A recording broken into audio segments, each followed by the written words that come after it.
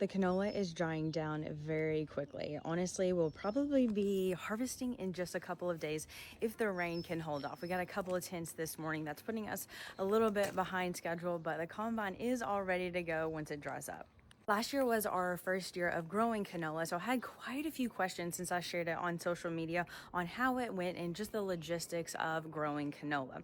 One of the biggest questions I got was, do we need the auger with the draper belt?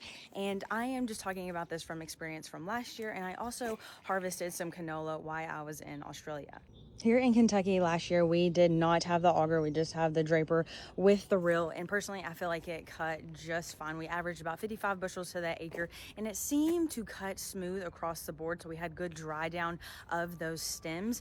But when I was in Australia and they had their irrigated acres, the stems were really thick and they had a lot of moisture in them. I feel like the auger was absolutely necessary.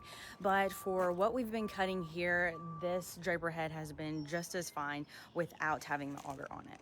With that being said, it is also very important that you are checking your losses during harvest, particularly at the beginning of harvest, to make sure that your losses aren't very high, because you may need that auger. Say if you seem to harvest your crop really early and you have maybe some of those stringy wet stems that just won't feed into the feeder house, but we just didn't see the need to make that investment this year.